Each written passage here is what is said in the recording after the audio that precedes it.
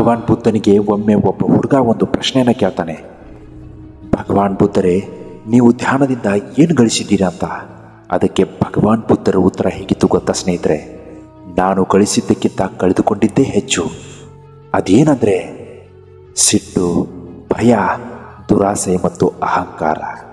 ಹೌದು ಸ್ನೇಹಿತರೆ, ಈ ವಿಷಯನ ನಾನು ಯಾಕೆ ಇವತ್ತು ನಿಮಗೆ ಹೇಳ್ತಾ ಇದ್ದೀನಿ ಅಂದರೆ, ಮನುಷ್ಯನಲ್ಲಿ ಸಿಟ್ಟು, ಭಯ, ದುರಾಸೆ, ಅಹಂಕಾರ ಇದ್ದರೆ ಅವನು ಯಾವತ್ತಿಗೂ ಯಶಸ್ವಿಯಾಗಲು ಸಾಧ್ಯವೇ ಇಲ್ಲ. ಎಲ್ಲ ಹೇಳ್ತಾರೆ ಮನುಷ್ಯ ಖಾಲಿ ಕೈಲಿ ಬರ್ತಾನೆ, ಖಾಲಿ ಕೈಲಿ ಹೋಗ್ತಾನೆ ಅಂತ. ಆದರೆ ಮನುಷ್ಯ ಬರುವಾಗ ಭಾಗ್ಯದ ಜೊತೆ ಬರ್ತಾನೆ, ಹೋಗುವಾಗ ಕರ್ಮದ ಫಲ ಕೊಂಡುಕೊಂಡು ಹೋಗ್ತಾನೆ. ಅಹಂಕಾರ ಇರೋ ಮನುಷ್ಯ ಯಾವತ್ತೂ ಉದ್ಧಾರ ಆದ ಚರಿತ್ರೆಯಲ್ಲೇ ಇಲ್ಲ. ಯಾರಿಗೆ ಯಾವಾಗ ಏನು ಎಷ್ಟು ಕೊಡಬೇಕೆಂಬುದನ್ನು ಆ ಭಗವಂತನೇ ಬಲ್ಲ. ನಮ್ಮದಲ್ಲದನ್ನು ಹಠದಿಂದ ದಕ್ಕಿಸಿಕೊಂಡ್ರೆ ಅದು ಬಹಳ ಕಾಲ ನಮ್ಮ ಬಳಿ ನಿಲ್ಲೋದಿಲ್ಲ ಅನ್ನೋದು ನಿನ್ನ ತಲೆಯಲ್ಲಿರಬೇಕು. ಕಳೆದುಕೊಳ್ಳುವುದು ತುಂಬ ಸುಲಭ ಗೆಳೆಯ, ಆದರೆ ಸಂಪಾದಿಸುವುದು ತುಂಬಾ ಕಷ್ಟ.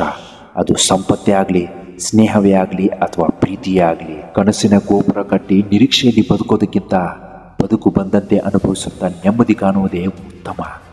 ಸತ್ಯ ಒಳ್ಳೆಯದು, ಸತ್ಯದ ಜೀವನ ಅದಕ್ಕಿಂತಲೂ ಒಳ್ಳೆಯದು. ನದಿಗಳು ಮುಂದಕ್ಕೆ ಸಾಗುವುದೇ ಹೊರತು ಹಿಂದಕ್ಕೆ ಸರಿಯುವುದಿಲ್ಲ.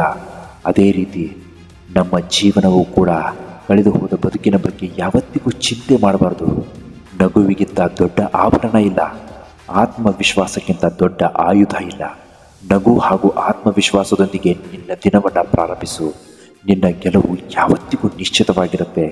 ದಿನ ಬೆಳಗಿದ್ದು ನನ್ನ ಹತ್ರ ಅದಿಲ್ಲ ಇದಿಲ್ಲ ಅಂತ ಅಳಬೇಡ. ನಿನ್ನ ಸ್ಥಿತಿಗೆ ಆ ದೇವರನ್ನು ದೂರಬೇಡ. ಸದ್ಯಕ್ಕೆ ನಿನ್ನ ಬಳಿ ಇರುವುದಕ್ಕೆಲ್ಲ ದೇವರಿಗೆ ಧನ್ಯವಾದಗಳನ್ನು ಅರ್ಪಿಸು. ನಿನ್ನ ಹತ್ರ ಏನಿದೆಯೋ ಮೊದಲು ಅದನ್ನೆಲ್ಲ ಸರಿಯಾಗಿ ಬಳಸ್ಕೋ. ಅದಕ್ಕಿಂತಲೂ ಹೆಚ್ಚಿನದ್ದು ನಿನ್ನನ್ನು ಹುಡ್ಕೊಂಡು ಬಂದೇ ಬರುತ್ತೆ. ಯಾರಿಗೊತ್ತು, ದೇವರು ನಿನ್ನನ್ನು ಪರೀಕ್ಷಿಸ್ತಾ ಇರಬಹುದು. 10,000 ರೂಪಾಯಿಗಳನ್ನು ಸರಿಯಾಗಿ ಬಳಸಿಕೊಳ್ಳದವನಿಗೆ 1 ಕೋಟಿ ಹಣ ಕೊಟ್ಟರೇನು ಪ್ರಯೋಜನ ಅಲ್ವಾ? ಪ್ರತಿ ದಿನವನ್ನು ಹೊಸ ದಿನವನ್ನು ಪ್ರಾರಂಭಿಸು. ಹಳೆಯ ಕೆಟ್ಟ ಘಟನೆಗಳಿಗೆ ಕೊರಗದೆ, ಒಳ್ಳೆಯ ಘಟನೆಗಳಿಗೆ ಅಹಂಕಾರ ಪಡದೆ ಪ್ರತಿ ದಿನವನ್ನು ಹೊಸ ದಿನವನ್ನಾಗಿ ಪ್ರಾರಂಭಿಸು. ಹೊಸ ಹೊಸ ಸಂಗತಿಗಳನ್ನು ಮಜಾ ಮಾಡ್ತಾ, ಅನುಭವಿಸುತ್ತಾ ಸಂತೋಷವಾಗಿ ಜೀವನವನ್ನು ಸಾಗಿಸು. ಯಾರು ಬಂದು ನಿನ್ನ ಬದುಕನ್ನು ಬದಲಾಯಿಸ್ತಾರೆ, ನಿನ್ನ ಕನಸುಗಳನ್ನು ನನಸಾಗಿಸ್ತಾರೆ ಅಂತ ಕಾಯ್ತಾ ಕುಳಿತುಕೋಬೇಡ. ಯಾಕಂದರೆ ಇಲ್ಲಿ ಯಾರೂ ಬರಲ್ಲ. ನಿನ್ನ ಬದುಕನ್ನು ಬದಲಾಯಿಸುವ ವ್ಯಕ್ತಿ ನೀನೇ ಆಗಿರ್ತೀಯ ಅನ್ನೋದನ್ನು ನೀನು ಮರಿಬೇಡ. ಕೊನೆಗೊಂದು ಮಾತು ಹೇಳ್ತೀನಿ ಕೇಳೋ.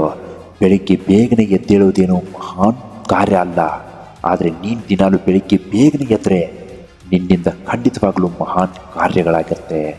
ಇಂತಹ ಮತ್ತಷ್ಟು ಮೋಟಿವೇಶನಲ್ ವಿಡಿಯೋಗಳಿಗೋಸ್ಕರ ನಮ್ಮ ಚಾನಲ್ನ ದಯವಿಟ್ಟು ಸಬ್ಸ್ಕ್ರೈಬ್ ಮಾಡ್ಕೊಳ್ಳೋದನ್ನು ಮಾತ್ರ ಮರಿಬೇಡಿ. This is Yuvraj shining of the day. ನಮಸ್ಕಾರ, ಎಲ್ರಿಗೂ ಒಳ್ಳೆಯದಾಗಲಿ.